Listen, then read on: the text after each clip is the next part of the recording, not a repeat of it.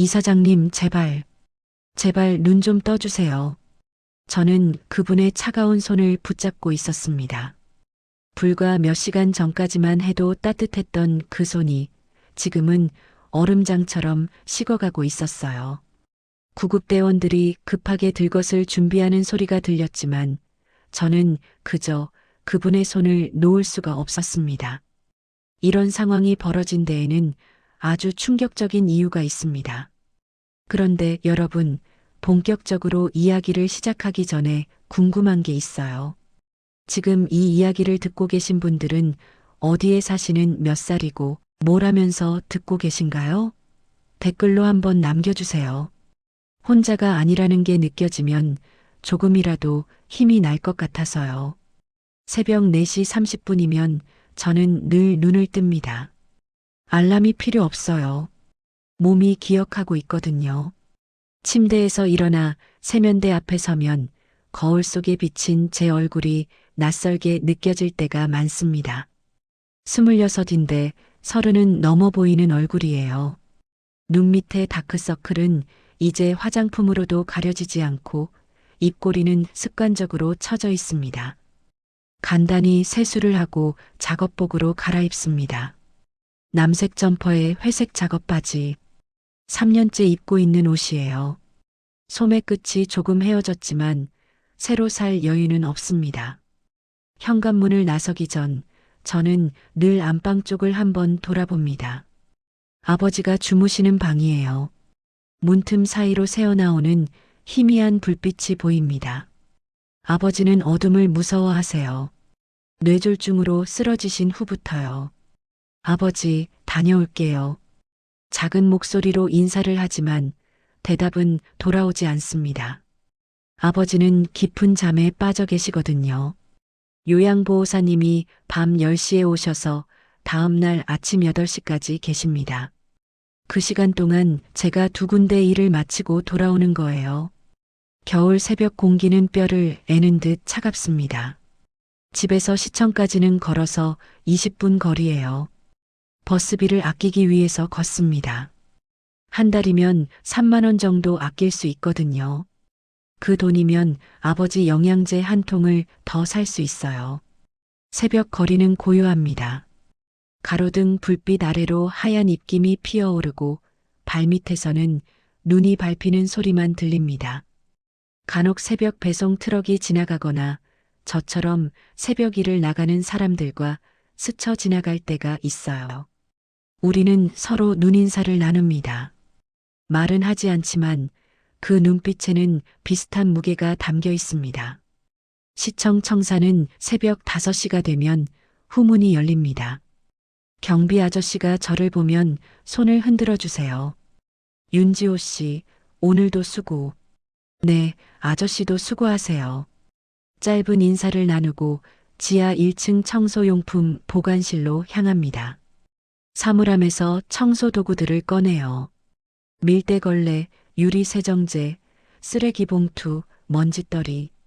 무거운 청소 카트를 끌고 엘리베이터를 탑니다. 5층부터 시작해서 아래로 내려오는 게 제 루트예요. 5층은 주로 회의실과 빈 사무실들이 있습니다.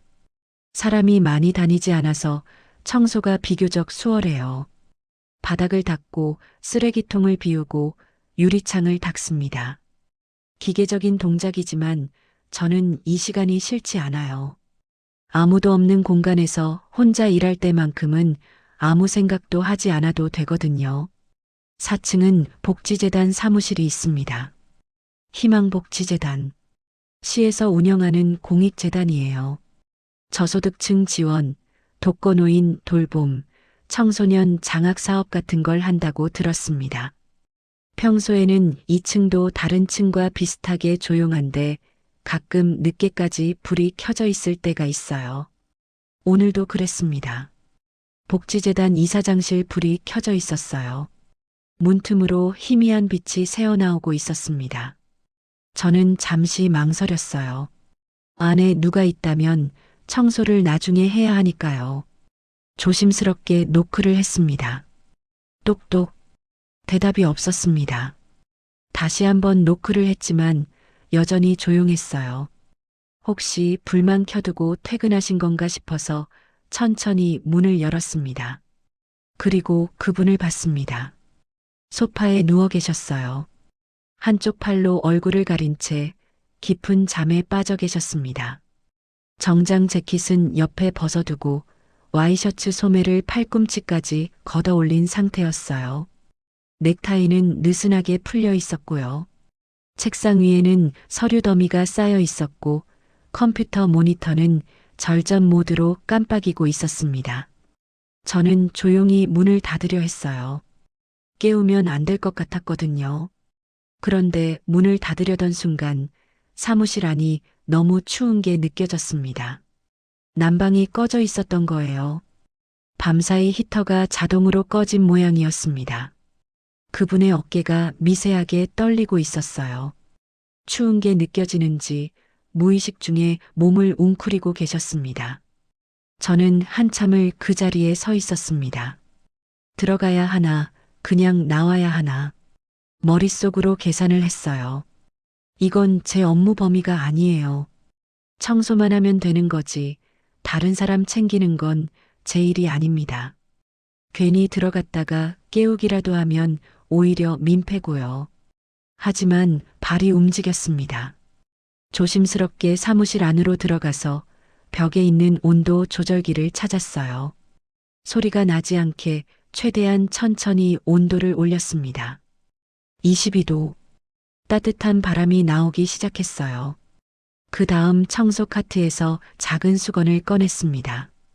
항상 여분으로 챙겨두는 깨끗한 수건이에요. 그걸 조심스럽게 그분 어깨 위에 덮어드렸습니다. 크진 않지만 없는 것보다는 나을 거예요. 정수기에서 따뜻한 물을 받았습니다. 종이컵에 물을 가득 담아서 책상 위에 올려놓았어요. 깨어나셨을 때 마실 수 있게요. 서류 더미 옆 잘 보이는 곳에 놓았습니다. 모든 걸 마치고 나서 저는 뒤돌아봤어요.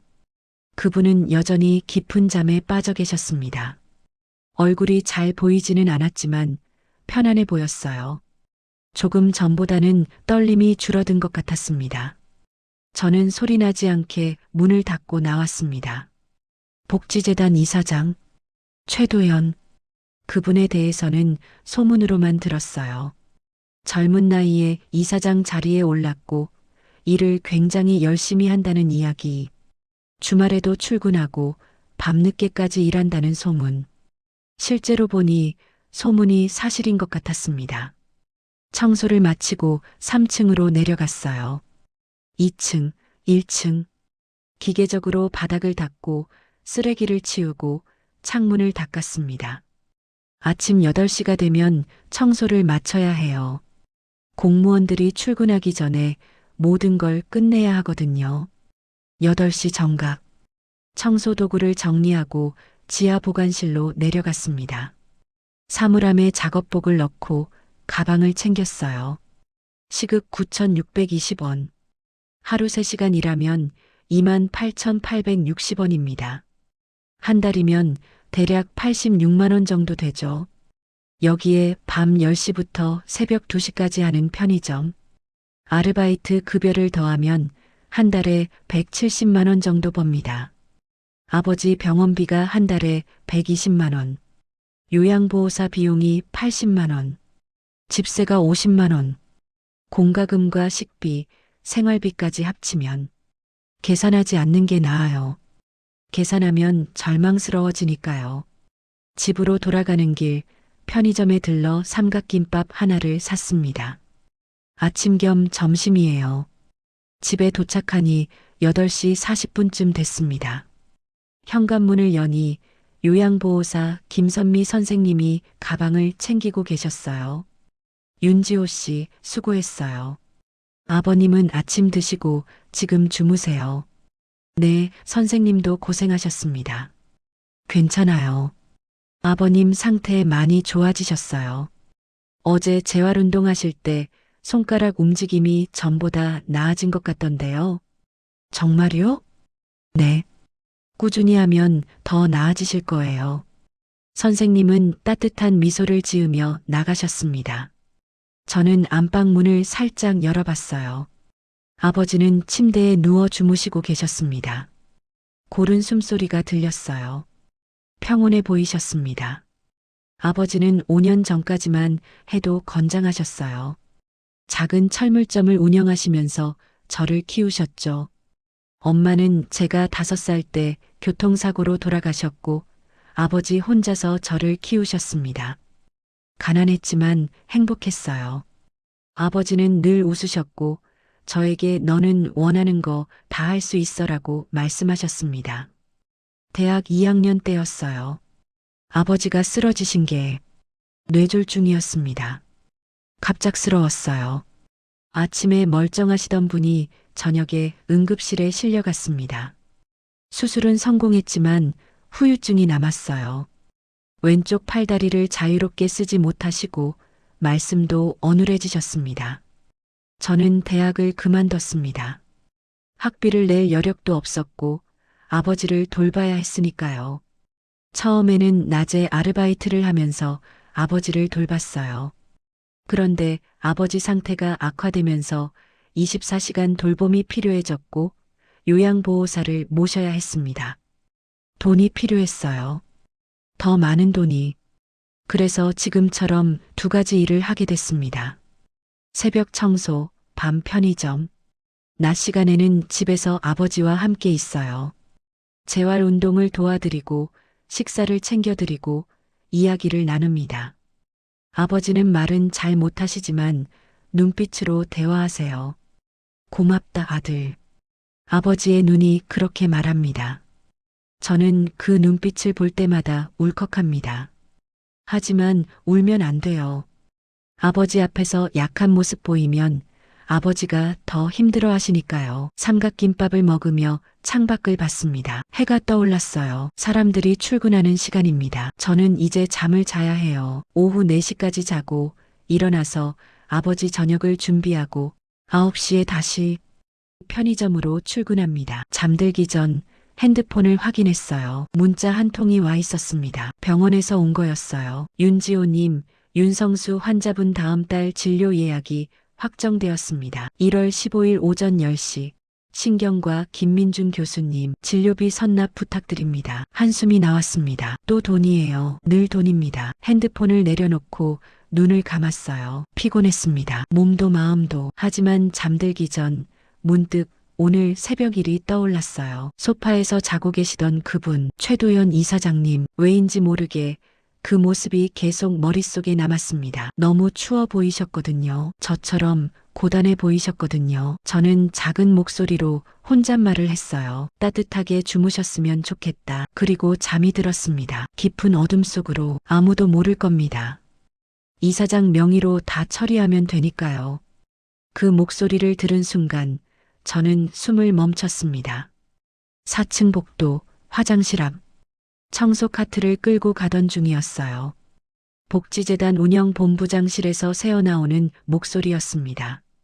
이런 상황이 벌어진 데에는 아주 충격적인 이유가 있습니다. 그날은 화요일이었어요. 지난주 최도연 이사장님께 작은 배려를 한 후로 일주일이 지났습니다. 그 일은 그냥 잊혀졌고 저는 다시 일상으로 돌아갔어요. 새벽 5시 청소, 낮 시간 아버지 간병, 밤 10시 편의점. 반복되는 하루들. 그런데 그날 평소보다 조금 늦게 4층에 도착했어요. 3층 회의실 청소가 생각보다 오래 걸렸거든요.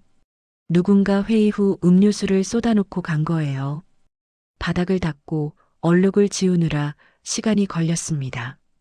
4층에 올라왔을 때가 아침 6시 20분쯤이었어요.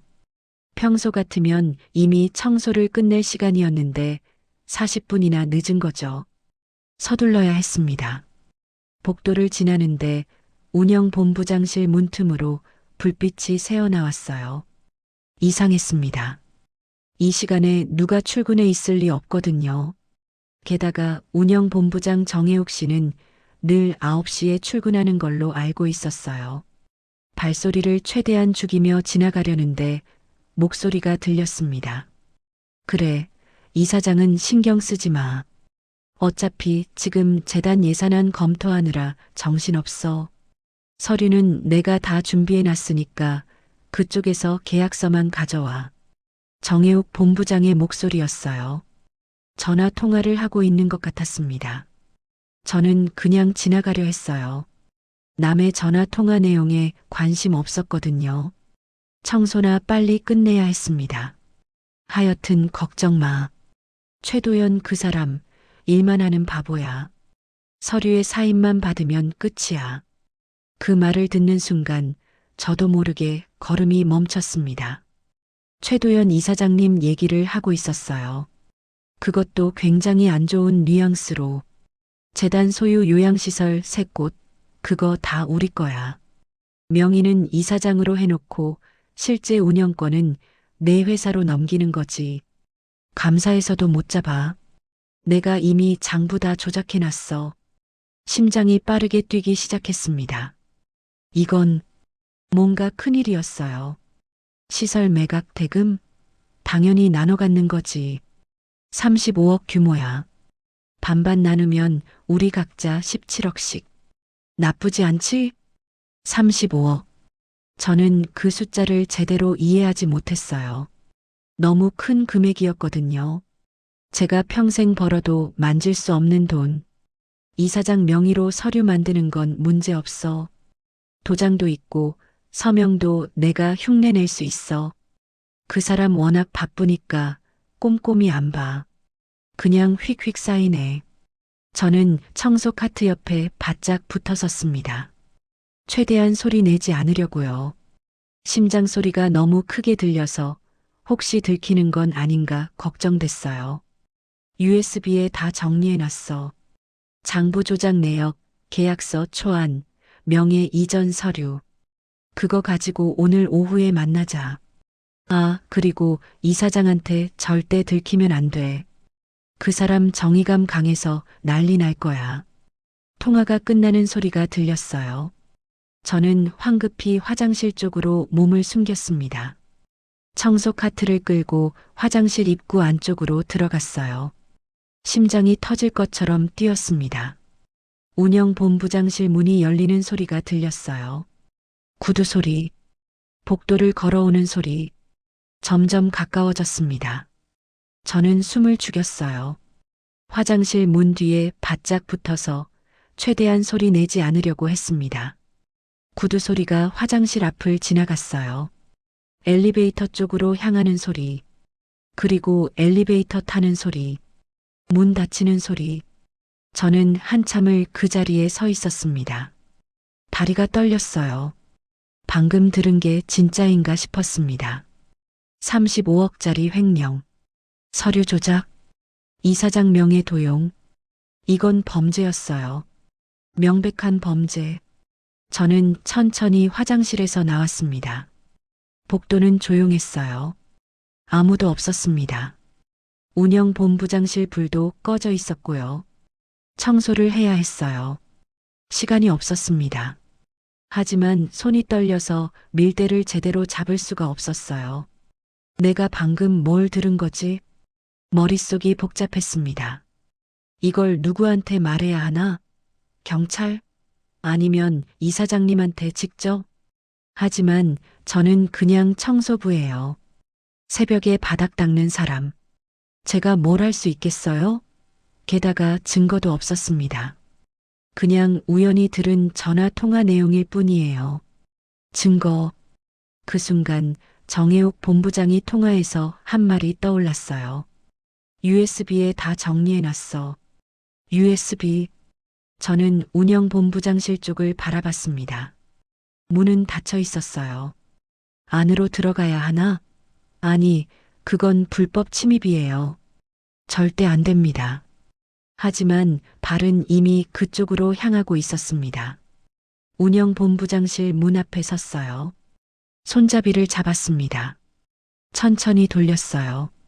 잠겨 있지 않았습니다. 문이 열렸어요. 사무실 안은 어두웠어요. 복도 불빛만 희미하게 들어왔습니다. 책상 위에는 서류들이 놓여 있었고 컴퓨터는 꺼져 있었어요. 저는 조심스럽게 안으로 들어갔습니다. 청소한다는 명목이 있으니까 들어와도 문제 없겠죠. 책상 위를 살폈어요. USB가 있나 찾아봤습니다. 없었어요. 서랍을 열어볼까 하다가 관뒀습니다. 그건 정말 범죄니까요. 실망스러웠어요. 증거를 찾을 수 없었습니다. 바닥 청소를 시작했어요. 밀대로 바닥을 닦는데 책상 밑에 뭔가 반짝이는 게 보였습니다. 허리를 숙여서 살펴봤어요. USB였습니다. 작고 검은색 USB. 바닥에 떨어져 있었어요. 아마 정혜욱 본부장이 급하게 나가면서 떨어뜨린 모양이었습니다. 저는 그걸 집어들었어요. 손바닥 안에 쏙 들어오는 작은 물건. 하지만 무게는 엄청났습니다. 이 안에 35억짜리 범죄 증거가 들어있다는 게 믿기지 않았어요. 이걸 어떡하지? 경찰에 가져가야 하나? 아니면 이사장님한테 드려야 하나? 그런데 잠깐 정혜욱 본부장이 USB를 잃어버린 걸 알면 어떻게 될까요? 분명 찾으러 올 거예요. 그리고 이 사무실을 청소하는 사람이 저라는 걸 알면 등골이 서늘해졌습니다. 저는 황급히 USB를 주머니에 넣었어요. 그리고 빠르게 청소를 마쳤습니다. 바닥만 대충 닦고 나왔어요. 복도로 나와서 문을 닫았습니다. 손이 떨렸어요. 심장이 미칠 듯이 뛰었습니다. 어디에 숨기지? 제 사물함? 아니에요. 너무 뻔해요. 그것도 위험해요. 혹시 제 뒤를 밟는다면?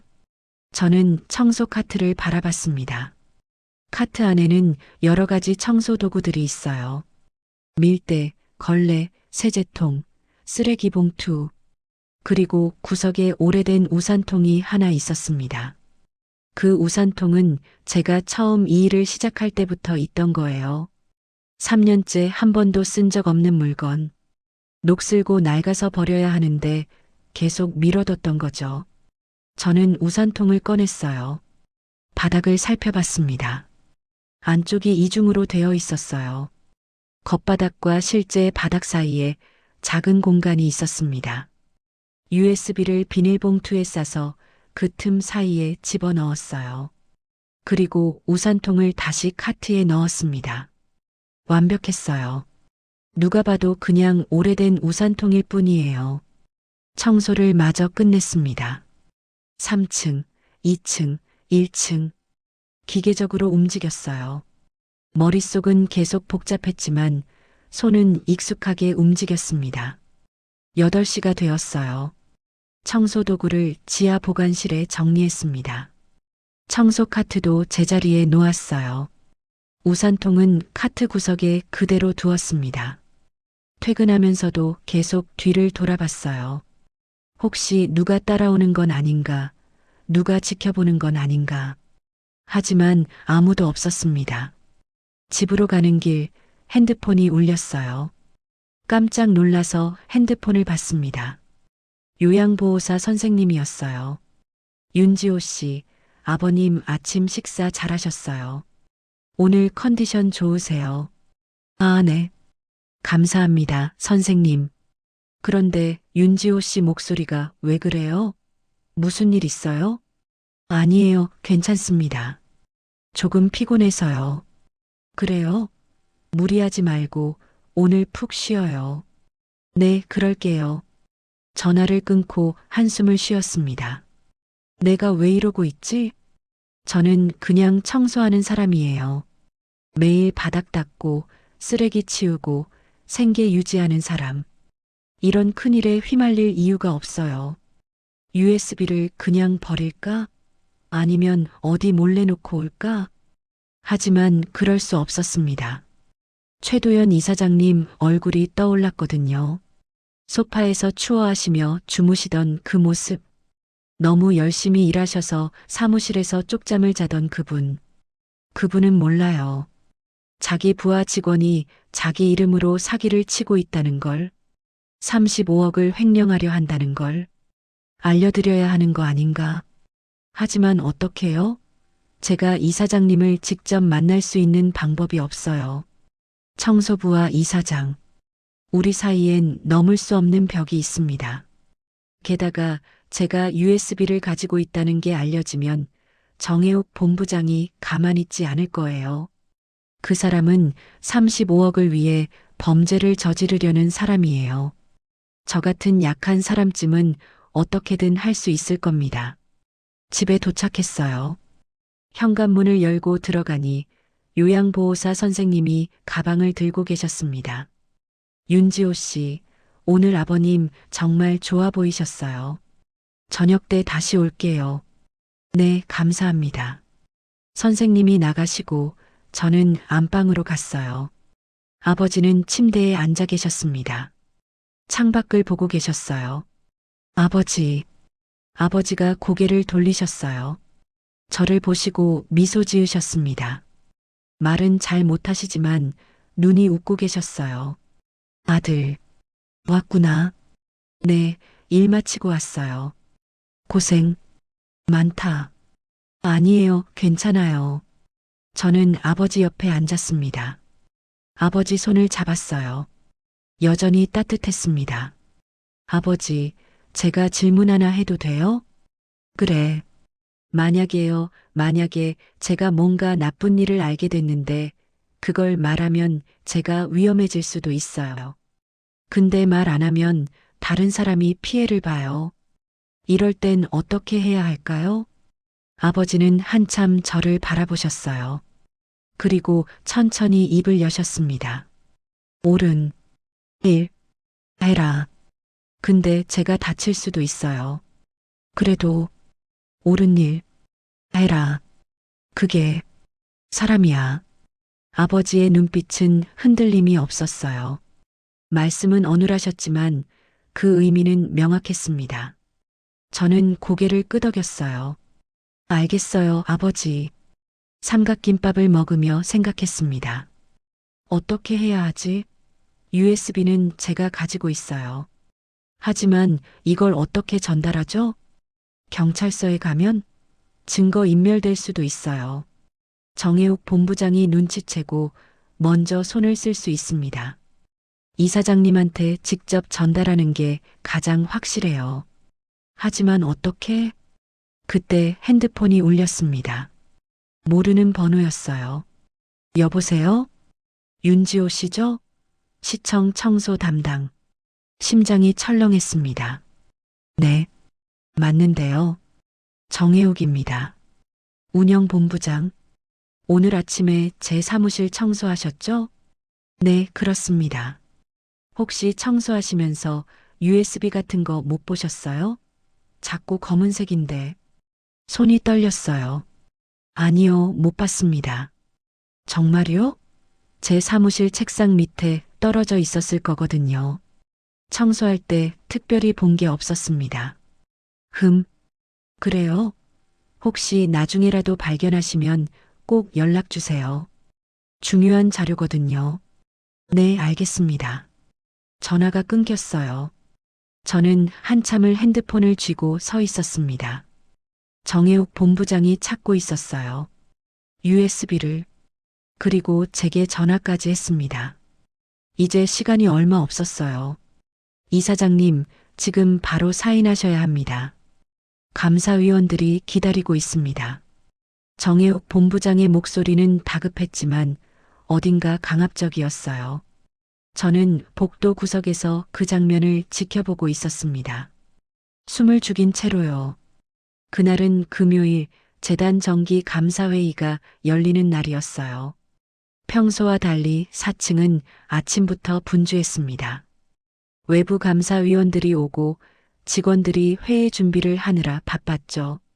저는 그 틈에서 청소를 하고 있었어요. USB를 발견한 지 사흘째 되는 날이었습니다. 그 사흘 동안 저는 거의 잠을 자지 못했어요. 정혜욱 본부장이 다시 전화할까봐, 혹시 제가 의심받고 있는 건 아닐까봐 매 순간이 불안했습니다. USB는 여전히 청소 카트의 우산통 밑바닥에 숨겨져 있었어요. 매일 아침 출근하면 제일 먼저 확인했습니다. 아직 거기 있는지, 누가 건드린 흔적은 없는지. 이사장님께 어떻게 전달할지 고민했어요. 직접 찾아갈 수는 없었습니다. 이사장실 비서가 있고 약속 없이는 들어갈 수 없거든요. 편지를 쓸까도 생각했지만 그것도 위험했어요. 필적이 남으니까요.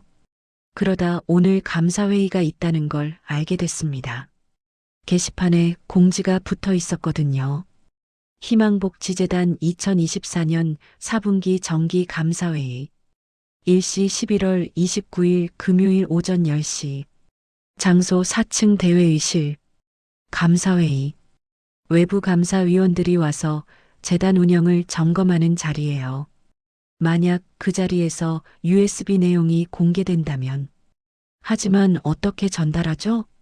회의실에 청소부가 들어갈 수는 없어요. 고민하던 중 기회가 왔습니다. 오전 9시 50분쯤이었어요. 회의 시작 10분 전. 저는 4층 복도를 청소하고 있었습니다. 대회의실 근처였죠. 회의실 문이 열리고 직원들이 분주하게 오갔어요. 자료를 나르고 물을 준비하고 프로젝터를 점검했습니다. 그때 최도연 이사장님이 복도로 나오셨어요. 정장 차림이었습니다. 네이비 수트에 흰색 셔츠. 평소보다 더 단정해 보이셨어요. 손에는 두꺼운 서류 파일을 들고 계셨고요. 이사장님은 복도를 걸으며 서류를 넘겨보고 계셨어요. 깊은 생각에 잠긴 표정이었습니다. 저는 청소하는 척하면서 이사장님을 지켜봤어요. 다가가야 하나? USB를 지금 드려야 하나? 하지만 용기가 나지 않았습니다. 그때 정혜욱 본부장이 나타났어요. 빠른 걸음으로 이사장님께 다가갔습니다. 이사장님, 회의 곧 시작합니다. 네, 알고 있습니다. 오늘 안건이 많아서요. 특히 요양시설 운영 효율화 건은 꼭 통과시켜야 합니다. 요양시설 운영 효율화. 제 귀가 번쩍 뜨였어요. 그게 바로 정혜욱 본부장이 전화통화에서 말했던 그거였습니다. 요양시설 3곳을 외부 업체에 넘기는 계획. 효율화요? 구체적으로 어떤 내용이죠? 최도연 이사장님이 물으셨어요. 자세한 건 회의에서 설명드리겠습니다. 서류도 준비했고요. 이사장님 결제만 받으면 바로 진행할 수 있습니다. 서류를 미리 볼 수 있을까요? 지금은 시간이 없습니다. 회의 시작해야 해서요. 회의 중에 보시고 결제하시면 됩니다. 뭔가 이상했어요. 이사장님이 미리 검토하겠다는데 왜 서류를 안 보여주는 거죠? 두 분은 회의실로 들어가셨습니다. 문이 닫혔어요. 저는 복도에 혼자 남았습니다. 회의가 시작됐어요. 회의실 안에서 목소리들이 들렸습니다. 감사위원들 인사, 안건 소개, 보고 내용. 저는 회의실 근처에서 청소를 계속했어요. 사실 청소는 핑계였고 귀를 기울이고 있었습니다. 1시간쯤 지났을까요? 회의실 문이 열리며 정혜욱 본부장이 나왔어요. 손에 서류 뭉치를 들고 있었습니다. 복사실 쪽으로 급하게 걸어갔어요. 그리고 몇 분 후 다시 회의실로 들어갔습니다. 안에서 목소리가 들렸어요. 다음 안건입니다. 재단 소유 요양시설 운영 효율화 방안. 정혜욱 본부장의 목소리였어요. 현재 우리 재단이 직접 운영 중인 요양시설 3곳의 운영 적자가 누적되고 있습니다. 이에 전문 운영업체에 위탁하는 방안을 제안합니다. 위탁이요? 매각이 아니라? 감사위원 중 한 명이 물었습니다. 운영권 위탁입니다. 소유권은 재단이 보유하되 실제 운영은 전문업체가 맡는 거죠. 이렇게 하면 적자를 줄이고 효율성을 높일 수 있습니다. 거짓말이었어요. USB 안에 있는 내용은 달랐습니다. 운영권 위탁이 아니라 명의 이전, 소유권을 넘기는 거였어요. 하지만 서류상으로는 위탁으로 꾸며놓은 거죠. 이사장님 의견은 어떠십니까? 감사위원장이 물었어요. 최도연 이사장님 목소리가 들렸습니다. 아직 서류를 자세히 검토하지 못했습니다. 좀 더 시간을 두고 살펴봐야 할 것 같은데요. 이사장님, 정혜욱 본부장의 목소리가 날카로워졌어요. 이미 이사회에서 사전 승인받은 안건입니다. 오늘은 형식적인 감사 절차만 거치면 됩니다. 이사장님 최종 결재만 있으면 바로 진행할 수 있습니다. 그래도 중요한 사안이니 꼼꼼히 봐야죠. 시간이 없습니다. 계약 업체 측에서 이번 주 안에 결론 내달라고 했습니다. 늦어지면 계약이 무산될 수 있어요. 압박이었어요.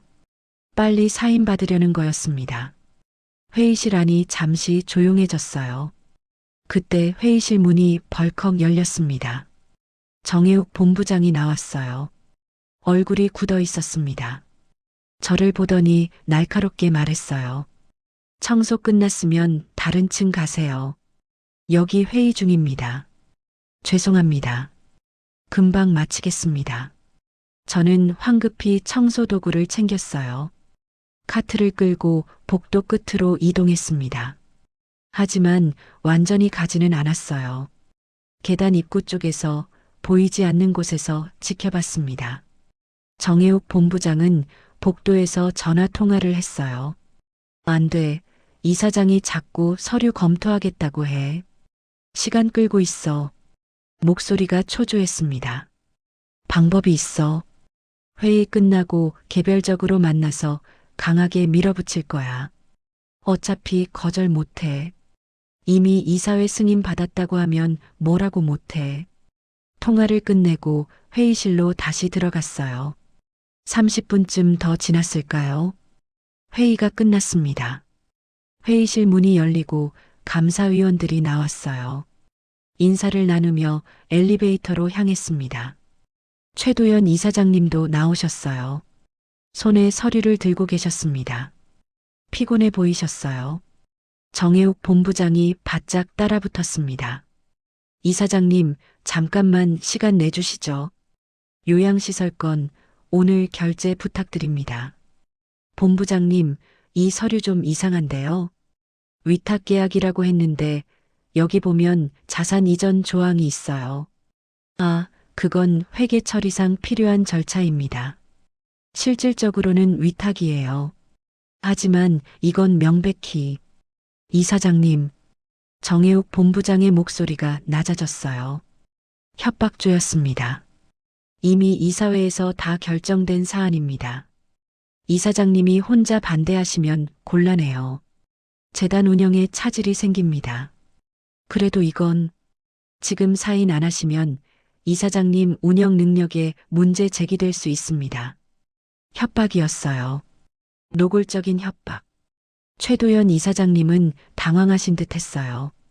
서류를 들고 말없이 서 계셨습니다.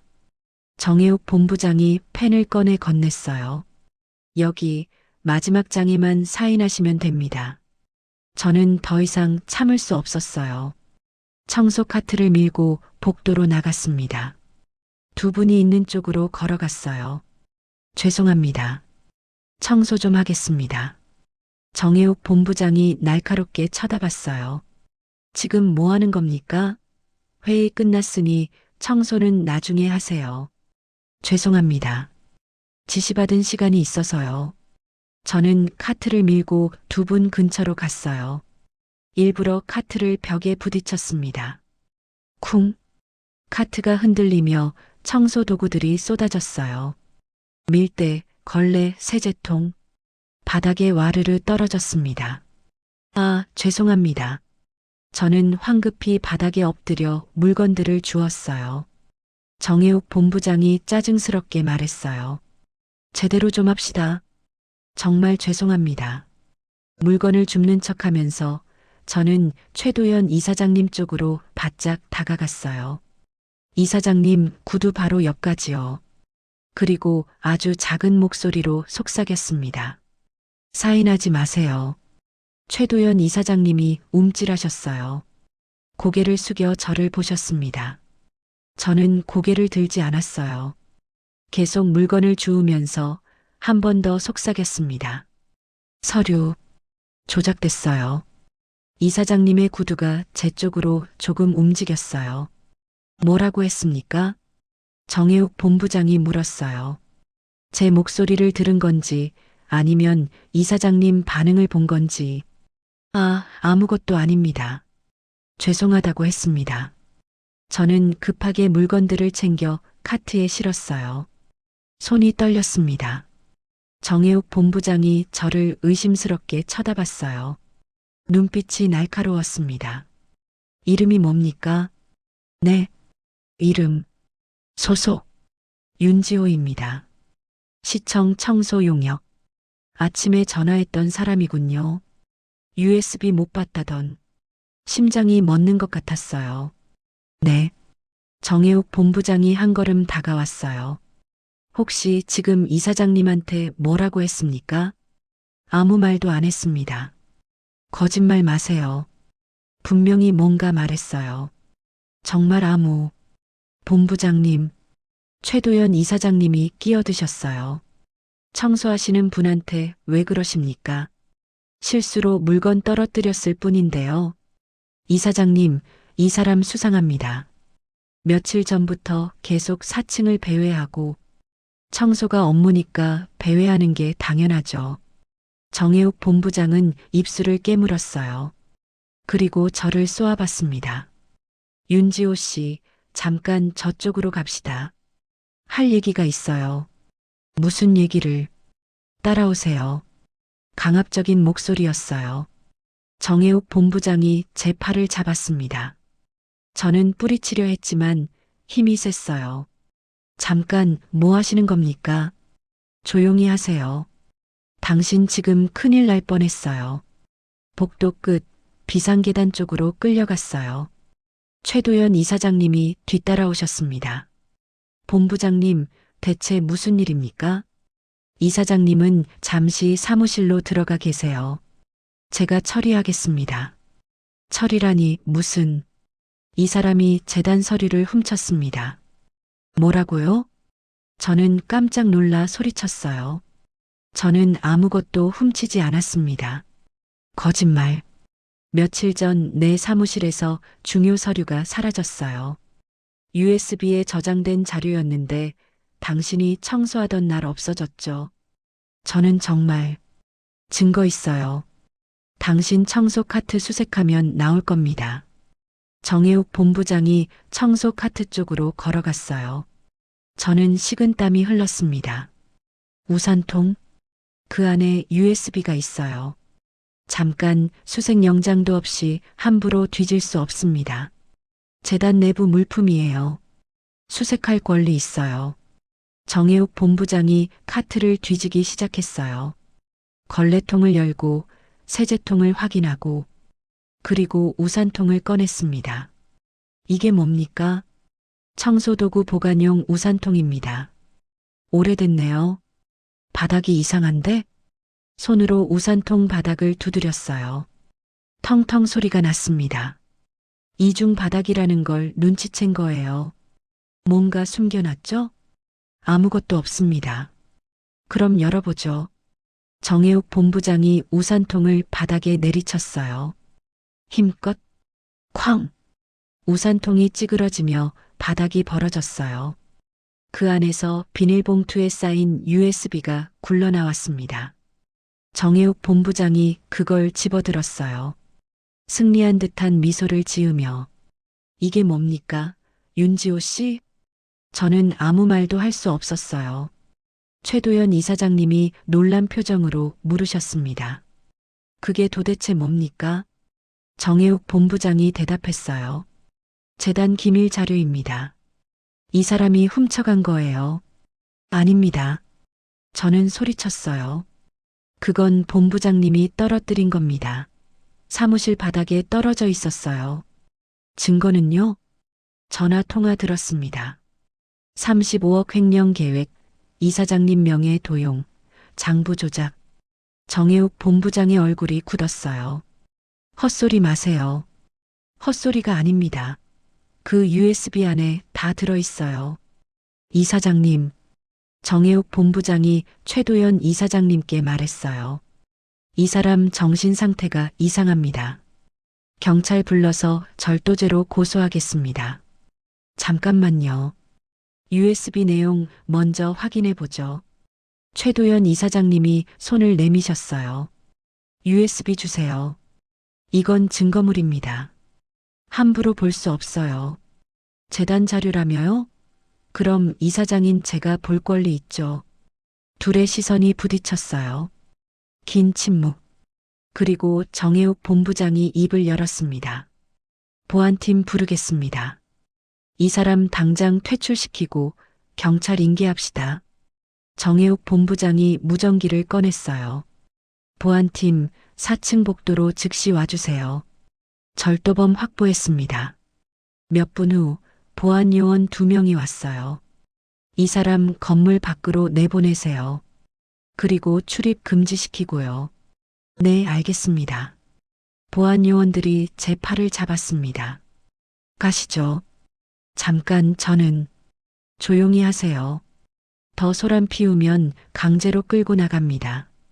저는 최도연 이사장님을 봤어요. 이사장님은 난처한 표정으로 서 계셨습니다. 뭐라 말씀하시려다가 입을 다무셨어요. 이사장님 제발 USB 확인해 주세요. 그 안에 진실이. 끌고 나가세요. 정혜욱 본부장의 차가운 명령. 보안 요원들이 저를 끌고 갔어요. 복도를 지나 엘리베이터를 타고 1층으로 내려갔습니다. 건물 밖으로 나왔어요. 차가운 겨울 공기가 얼굴을 때렸습니다. 앞으로 이 건물 출입 금지입니다. 다시 들어오시면 불법 침입으로 신고하겠습니다. 보안 요원이 말하고는 안으로 들어갔어요. 저는 시청 건물 앞에 혼자 서 있었습니다. 손이 떨렸어요. 다리에 힘이 풀렸어요. 끝났습니다. 일자리도 잃었고 USB도 빼앗겼고 아무것도 할 수 없게 됐어요. 핸드폰이 울렸습니다. 요양보호사 선생님이었어요. 윤지호 씨, 아버님 점심 드셨어요. 그런데 오늘 좀 힘들어 보이세요. 빨리 오실 수 있어요? 네. 지금 갑니다. 전화를 끊고 하늘을 봤어요. 회색 하늘이었습니다. 눈이 내리기 시작했어요. 윤지호 씨, 아버지 요양원 보내기 싫으시죠? 그 말을 듣는 순간 저는 온몸이 얼어붙었습니다. 핸드폰 너머로 들리는 정혜욱 본부장의 목소리는 차갑고 냉정했어요. 협박이었습니다. 노골적인 협박. 시청에서 쫓겨난 지 6시간이 지난 오후 4시였어요. 저는 집에 돌아와 아버지 옆에 앉아 있었습니다. 아버지는 주무시고 계셨고 저는 멍하니 창밖을 보고 있었어요. 무엇을 해야 할지 몰랐습니다. 일자리를 잃었어요. 한 달에 86만 원 수입이 사라진 거예요. 편의점 알바만으로는 아버지 병원비를 감당할 수 없습니다. 그때 전화가 온 거예요. 무슨 말씀이신지 모르겠는데요. 저는 최대한 침착하게 대답했지만 목소리가 떨렸어요. 아버님 윤성수 씨 뇌졸중 후유증으로 24시간 케어 필요하시죠? 요양보호사 비용만 한 달에 80만 원. 병원비까지 합치면 200만 원 넘게 쓰시는데 어떻게 감당하실 거예요? 이제 청소일도 없는데. 제 개인정보를 다 알고 있었어요. 어떻게 조사한 거죠? 그건 제 일입니다. 윤지호 씨, 현실을 보세요. 돈이 없으면 아버지 돌볼 수 없어요.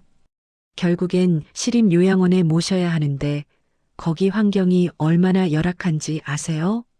6인실에 간호 인력 부족하고 제대로 된 재활치료도 못 받아요.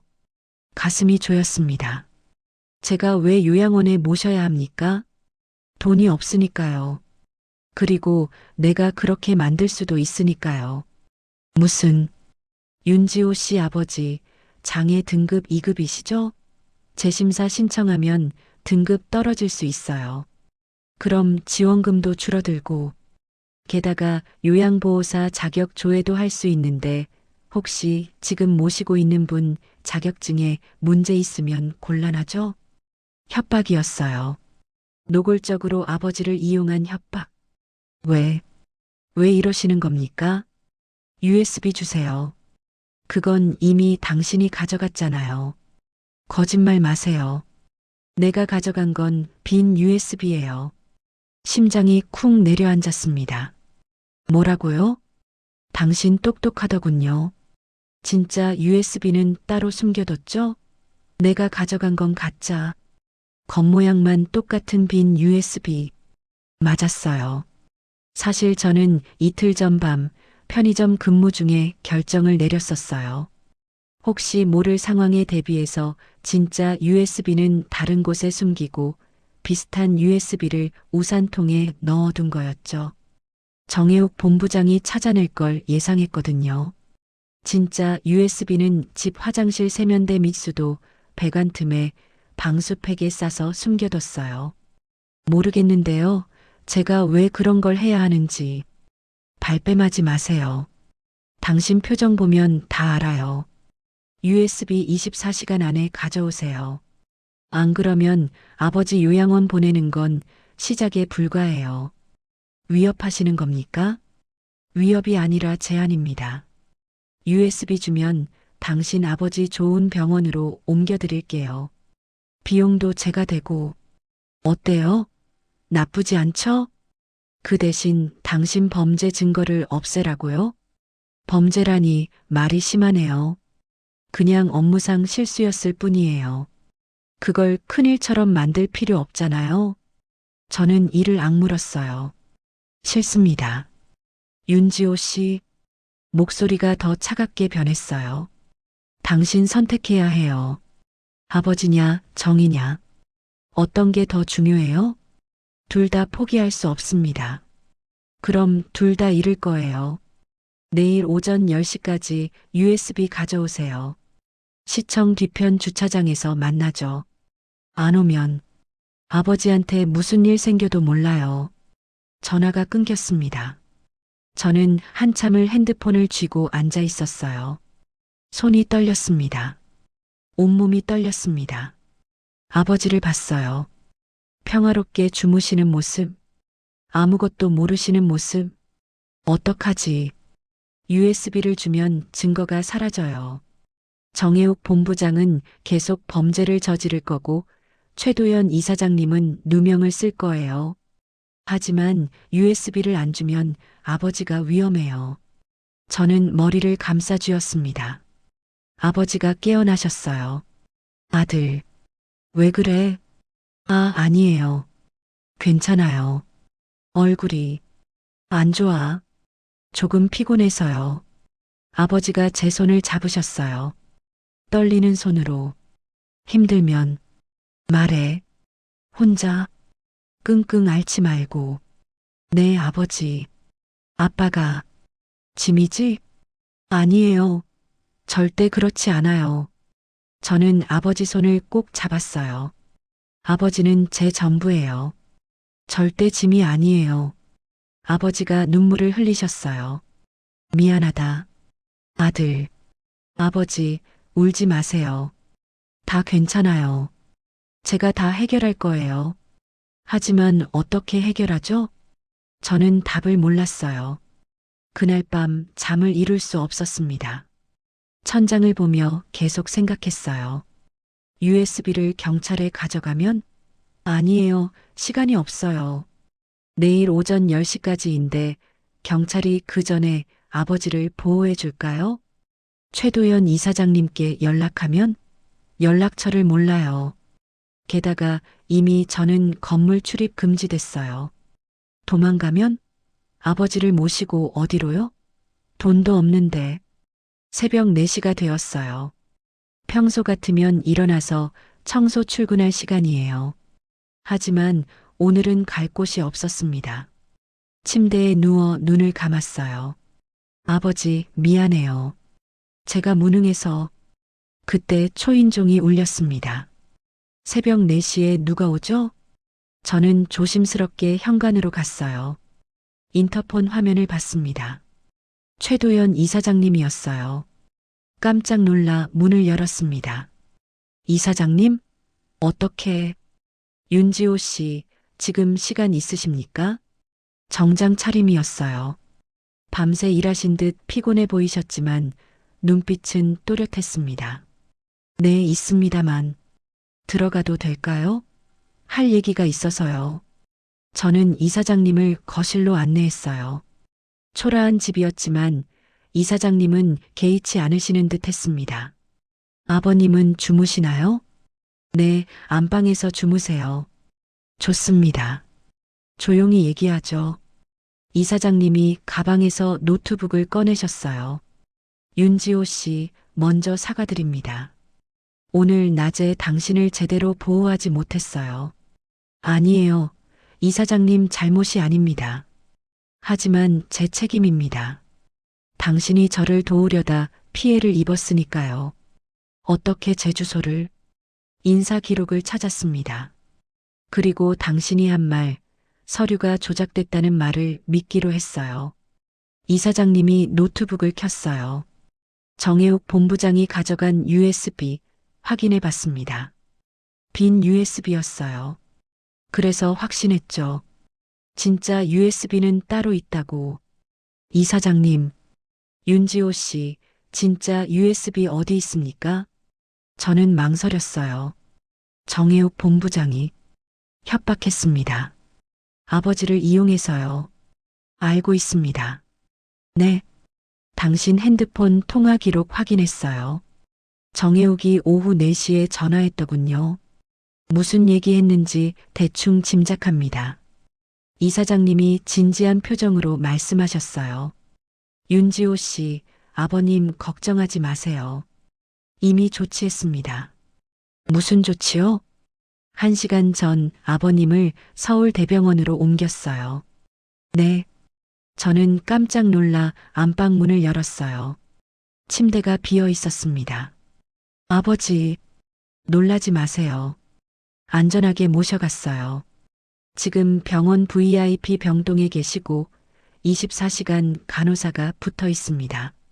비용은 제가 부담했고요. 저는 어안이 벙벙했어요. 왜 이렇게까지? 당신이 저를 도우려 했으니까요. 당신 아버지가 위험에 처할 걸 알면서도 옳은 일을 하려 했잖아요. 이사장님이 명함을 꺼내주셨어요. 여기 병원 연락처와 병실 번호 있어요. 지금 당장 전화해서 확인하셔도 됩니다. 저는 떨리는 손으로 명함을 받았어요. 전화를 걸었습니다. 병원 측에서 확인해 줬어요. 아버지는 정말 그곳에 계셨고 안전하다고 했습니다. 아버지, 눈물이 났어요. 감사합니다, 이사장님. 정말 감사합니다. 고맙긴요. 당연한 겁니다. 이사장님이 미소 지으셨어요. 이제 USB 얘기합시다. 어디 있습니까? 저는 화장실로 갔어요. 세면대 밑수도 배관 틈에서 방수팩을 꺼냈습니다. 그 안에 USB가 있었어요. 여기 있습니다. 이사장님이 USB를 받아 노트북에 꽂으셨어요. 파일들이 열렸습니다. 장부 조작 내역, 명예 이전 계약서, 허위 문서들, 정혜욱 본부장의 범죄 증거가 빼곡히 들어 있었어요. 이사장님 표정이 굳었습니다. 이 정도일 줄은 35억이 아니라 50억 규모네요. 더 많았나요? 요양시설만이 아니에요. 재단 소유 부동산, 장비 구매, 후원금 관리까지 전방위적으로 횡령했어요. 이사장님이 노트북을 닫으셨어요. 윤지호 씨, 이제 선택해야 합니다. 이 증거를 가지고 경찰에 갈 건지 아니면 내부에서 처리할 건지 어떤 게 더 나을까요? 경찰에 가면 확실해요. 정혜욱은 구속되고 모든 게 밝혀집니다. 하지만 시간이 걸려요. 수사, 재판, 그 과정에서 재단 이미지도 타격받고요. 내부 처리는요? 오늘 오전 긴급 이사회를 소집했습니다. 9시에 열려요. 거기서 이 증거를 공개하고 정혜욱을 즉시 해임하고 모든 거래를 무효화시킵니다. 그 후 경찰에 신고하죠. 그게 더 빠르겠네요. 네. 그리고 윤지호 씨도 참석해 주셨으면 합니다. 저요? 당신이 증인이에요. 정혜욱의 전화 통화를 직접 들었고 USB를 발견했으니까요. 저는 고개를 끄덕였어요. 알겠습니다. 가겠습니다. 고맙습니다. 이사장님이 일어서시며 말씀하셨어요. 그나저나 새벽에 당신이 제 사무실에 난방 틀어주고 따뜻한 물 놓아준 거 고마웠어요. 알고 계셨어요? 당연하죠. 깨어났을 때 수건이 어깨에 덮여 있고 따뜻한 물이 책상 위에 있더군요. CCTV 확인했더니 당신이었어요. 아, 죄송합니다. 제가 주제넘다니요. 고마웠어요. 그날 정말 추웠거든요. 이사장님이 손을 내미셨어요. 함께 합시다, 윤지호 씨. 옳은 일을 위해. 저는 그 손을 잡았습니다. 네, 이사장님. 오전 7시 저는 이사장님 차를 타고 시청으로 향했어요. 차 안에서 이사장님이 말씀하셨어요. 정혜욱한테 연락 왔을 겁니다. USB 가져오라고.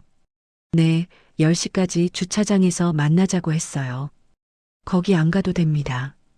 우리가 먼저 끝낼 거예요. 정혜욱 본부장이 가만히 있을까요? 가만히 있지 않겠죠. 하지만 증거가 있으니 어쩔 수 없어요. 시청에 도착했어요. 보안 요원이 저를 보고 막으려 했지만 이사장님이 말씀하셨어요. 내 손님입니다. 들여보내세요. 하지만 출입 금지. 내가 허락합니다. 우리는 4층으로 올라갔어요. 회의실 문 앞에 섰습니다. 이사장님이 문을 열기 전 저를 돌아보셨어요. 준비됐습니까? 저는 깊게 숨을 들이쉬었어요. 네, 준비됐습니다. 좋습니다. 들어갑시다. 문이 열렸습니다. 회의실 안에는 이사진들이 앉아 있었어요. 그리고 맨 앞자리에 정혜욱 본부장이 앉아 있었습니다. 그의 얼굴이 새하얗게 굳었어요. 최도연 이사장님이 말씀하셨습니다. 긴급 이사회를 시작하겠습니다. 오늘 안건은 단 하나 정혜욱 운영본부장의 횡령 혐의입니다. 회의실이 술렁였습니다. 정혜욱 본부장이 자리에서 벌떡 일어났어요. 이사장님, 이게 무슨... 앉으세요, 본부장님. 증거가 있습니다. 이사장님이 노트북을 켜고 USB 내용을 스크린에 띄웠어요. 조작된 장부들, 허위 계약서들, 명예 이전 서류들, 모든 게 드러났습니다. 정혜욱 본부장의 얼굴에서 핏기가 싹 가셨어요. 그리고 저를 쳐다봤습니다. 분노와 절망이 섞인 눈빛이었어요. 하지만 저는 피하지 않았습니다. 똑바로 그를 마주봤어요. 이제 끝났습니다. 진실이 드러났으니까요. 이 사람 말을 믿으시겠습니까? 청소부 하나가 꾸며낸 거짓말인데. 정혜욱 본부장이 목청을 높였어요. 하지만 그의 목소리는 떨리고 있었습니다. 회의실 안의 이사진들은 스크린을 응시하고 있었어요. 거기 펼쳐진 증거들을, 숫자들을, 서명들을, 모든 범죄의 흔적들을요. 최도연 이사장님이 침착하게 말씀하셨습니다. 윤지호 씨, 증언해 주시겠습니까? 처음부터. 저는 앞으로 나섰어요. 다리가 떨렸지만 목소리만큼은 또렷하게 유지했습니다. 11월 26일 화요일 새벽 6시 20분경이었습니다. 저는 4층 복도를 청소하던 중 운영본부장실에서 나오는 통화 소리를 들었습니다. 거짓말입니다. 정혜욱 본부장이 소리쳤어요. 조용히 하세요, 본부장님. 증인이 말하고 있습니다. 이사장님의 차가운 목소리. 저는 계속했어요. 이사장 명의로 다 처리하면 된다. 35억 규모다. 장부는 이미 조작해놨다는 내용이었습니다. 그리고 USB에 모든 증거를 정리해뒀다고 했어요. 허위 진술입니다. 증거가 어디 있습니까? 여기 있습니다. 저는 주머니에서 녹음기를 꺼냈어요. 사실 저는 정혜옥 본부장이 어제 협박 전화를 걸어왔을 때 통화 내용을 녹음했었습니다. 혹시 몰라서요. 이건 어제 오후 4시 정혜옥 본부장이 제게 걸어온 협박 전화 녹음입니다. 재생 버튼을 눌렀어요. 정혜옥 본부장의 목소리가 회의실에 울려 퍼졌습니다. 아버지 요양원 보내기 싫으시죠? USB 주세요. 당신 선택해야 해요. 아버지냐, 정이냐. 회의실이 술렁였어요. 이 사진들이 놀란 표정으로 정혜욱 본부장을 쳐다봤습니다. 이건 합성입니다. 조작된 파일이에요. 정혜욱 본부장이 부인했지만 그의 얼굴은 이미 패배를 인정하고 있었어요. 최도연 이사장님이 다음 파일을 열었습니다. 여기 요양시설 매각 계획서가 있습니다. 재단 소유 요양시설 3곳을 외부 업체에 넘기는 계획이에요. 표면적으로는 운영권 위탁이라고 되어 있지만 실제로는 소유권 이전입니다. 스크린에 계약서가 떴어요. 매각 대금 35억 원. 그런데 이상한 점이 있습니다. 계약 상대 업체 희망케어 주식회사, 이 회사 대표이사가 누구인지 아십니까? 이사장님이 다음 화면을 넘겼어요. 회사 등기부등본이 나타났습니다. 정민수, 정혜욱 본부장의 친형입니다. 회의실이 웅성거렸어요. 그리고 이 회사 설립일을 보세요. 2달 전입니다. 이 거래를 위해 급조한 페이퍼 컴퍼니예요. 정혜욱 본부장이 자리에서 일어나려 했지만 다리에 힘이 풀렸는지 다시 주저앉았어요. 더 있습니다. 이사장님이 계속 파일을 넘겼어요. 재단 후원금 횡령 내역. 지난 2년간 총 18억 원. 가짜 영수증을 만들어 마치 복지 사업에 쓴 것처럼 위장했지만 실제로는 개인 계좌로 빼돌렸습니다. 장비 구매 명목 허위 지출 12억 원. 실제로는 장비를 구매하지 않고 협력업체와 짜고 허위 계약서를 작성한 후 리베이트를 받았습니다. 숫자들이 계속 나왔어요. 35억이 아니었습니다. 50억도 아니었어요. 총 횡령 금액 67억 원입니다. 회의실이 조용해졌어요. 너무 큰 숫자라 모두가 말을 잃은 것 같았습니다. 이사 중 한 분이 떨리는 목소리로 물었어요. 본부장님, 이게 사실입니까? 정혜욱 본부장은 대답하지 않았어요. 고개를 숙인 채 책상을 쥐고 있었습니다. 대답하세요. 이사장님의 단호한 목소리. 한참의 침묵 후 정혜욱 본부장이 입을 열었습니다. 했습니다. 뭐라고요? 제가 했습니다. 다 제가 한 겁니다. 갑자기 고함을 질렀어요. 하지만 저만 잘못한 게 아닙니다. 이 재단 알고 보면 다 썩었어요.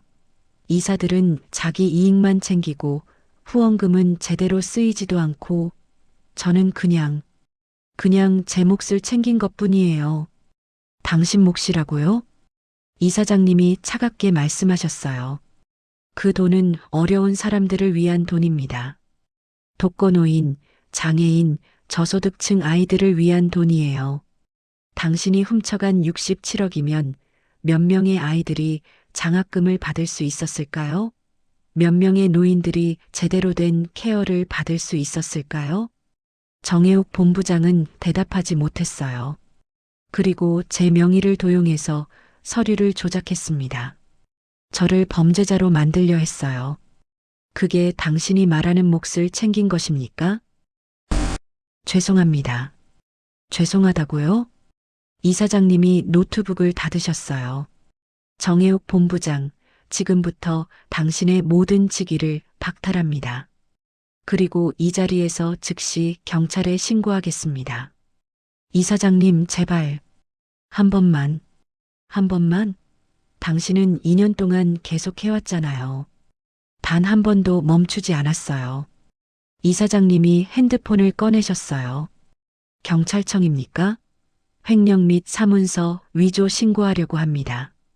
정혜욱 본부장의 얼굴이 새하얗게 질렸어요. 30분 후 경찰이 도착했습니다. 정혜욱 본부장은 수갑을 찬 채 끌려갔어요.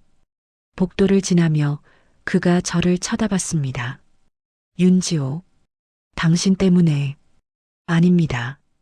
저는 똑바로 그를 마주봤어요. 본부장님 스스로 선택하신 겁니다. 저는 그냥 진실을 말했을 뿐이에요. 그는 아무 말도 하지 못하고 끌려갔습니다. 경찰차가 떠나고 저는 복도에 혼자 서 있었어요. 모든 게 끝났습니다. 긴장이 풀리니 다리에 힘이 풀렸어요. 벽에 기대 주저앉았습니다. 힘드셨죠? 최도연 이사장님이 옆에 오셔서 물 한 병을 건네주셨어요. 괜찮습니다. 아니에요. 안 괜찮아 보이는데요. 이사장님이 제 옆에 앉으셨어요. 윤지호 씨, 고마워요. 당신 아니었으면 이 모든 게 묻혔을 겁니다. 저는 그냥 당연한 일을 했을 뿐입니다. 당연한 일이지만 쉽지 않은 일이에요. 아버지가 위험에 처할 수도 있었는데 용기 냈잖아요. 아버지가 그러셨어요. 옳은 일을 하라고. 이사장님이 미소 지으셨어요. 훌륭하신 분이시네요. 네, 제 자랑입니다. 잠시 침묵이 흘렀어요. 윤지호 씨, 일 구하셨어요? 아니요, 아직. 우리 재단에서 일하실 생각 없으세요? 네. 사회복지팀의 자리가 하나 비었어요. 월급은 250만 원, 4대 보험 다 되고, 약은 없고. 어때요? 저는 믿을 수 없다는 표정으로 이사장님을 봤어요. 저 같은 사람을 채용하시겠다고요? 왜요? 당신은 정의롭고 용기 있고 책임감 있는 사람이에요. 우리 재단에 꼭 필요한 사람이죠. 하지만 저는 대학도 중퇴했고 청소 말고는 해본 게 배우면 돼요. 제가 가르쳐 드릴게요. 이사장님이 손을 내미셨어요. 같이 일합시다. 어려운 사람들을 돕는 일 함께해요. 저는 그 손을 잡았습니다. 눈물이 났어요. 감사합니다, 이사장님. 정말, 정말 감사합니다. 고맙긴요. 제가 더 고마운데요. 3개월이 지났습니다. 저는 지금 희망복지재단 사회복지팀에서 일하고 있어요. 주로 저소득층 가정 방문, 복지 서비스 연결, 후원금 관리 같은 일을 해요. 처음엔 서툴렀어요. 서류 작성도 전화 응대도 사람들 만나는 것도. 하지만 최도연 이사장님이 하나하나 가르쳐 주셨어요. 다른 팀원들도 친절하게 도와줬고요. 그리고 무엇보다 아버지가 좋아지셨어요. 서울대병원에서 3개월간 집중 치료를 받으신 후 지금은 집으로 돌아오셨어요.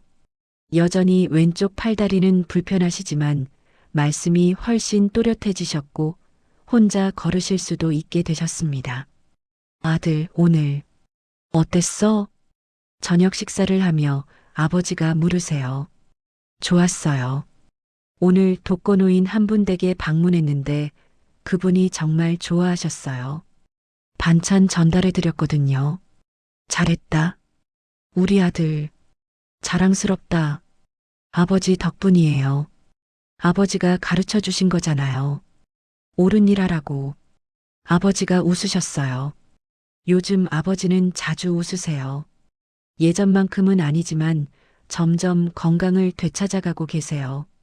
주말이 되면 최도연 이사장님이 종종 집에 들르세요. 윤지호 씨, 아버님 안녕하세요. 어서 오세요, 이사장님. 이사장님 말고 그냥 도연이라고 불러요. 우리 이제 친구잖아요. 그래도, 아니, 꼭 그렇게 불러주세요. 전 혼자 살아서 외로운데 당신들은 가족 같아요. 도연 이사장님은 정말 외로운 분이셨어요. 부모님은 일찍 돌아가셨고 형제도 없고 결혼도 안 하셨대요. 재단 일만 하면서 살아오셨다고 해요. 도연 씨, 저녁 같이 드세요. 감사합니다. 우리는 함께 식사를 했어요. 아버지, 그리고 도연 이사장님. 세 사람의 저녁 식탁은 따뜻했습니다. 아버님, 다음 주에 재활치료 새로운 프로그램 시작하신대요. 로봇 보조 치료래요. 그래요? 비싸지 않나요? 재단에서 지원합니다. 걱정하지 마세요. 아버지가 고개를 저으셨어요. 너무 신세만 지는구만. 신세가 아니에요. 당신 아들이 우리 재단을 살렸는걸요. 도연 이사장님이 웃으며 말씀하셨어요. 그리고 윤지호 씨, 다음 달에 재단 확대 개편이 있어요. 사회복지팀을 2개로 나누는데 새로운 팀 리더가 필요해요. 팀 리더요? 당신 어때요? 해볼 만하죠? 저는 아직 할 수 있어요.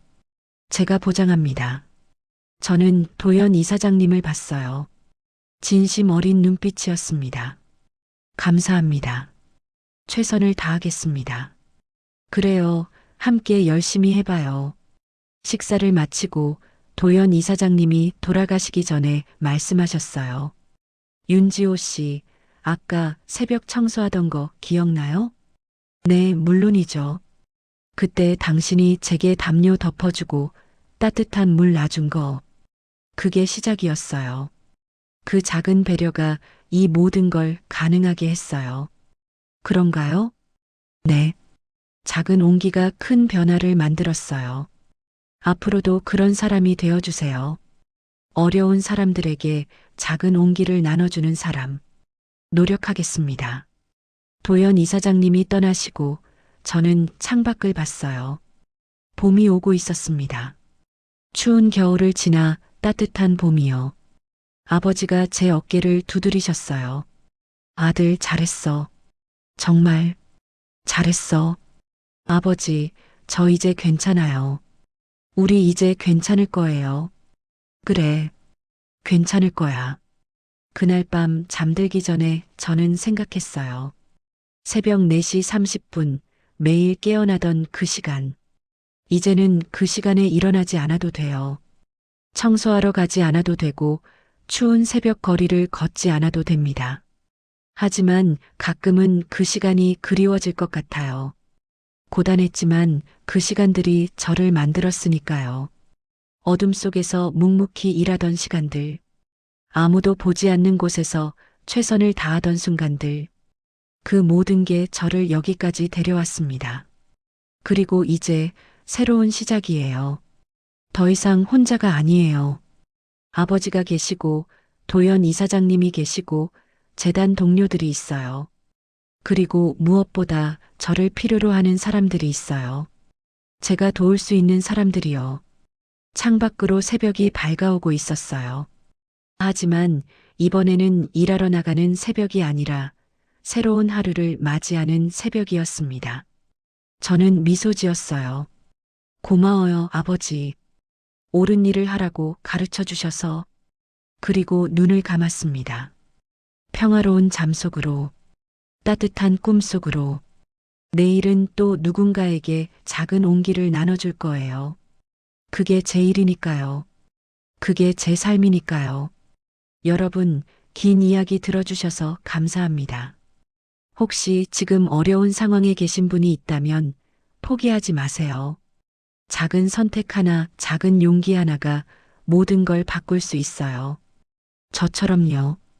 그리고 누군가에게 작은 온기를 나눠주세요. 그 온기는 결국 돌고 돌아 우리 모두를 따뜻하게 만들 테니까요. 어디에 계시든 무엇을 하고 계시든 여러분 모두 응원합니다. 우리 모두 함께 더 나은 내일을 만들어가요. 감사합니다.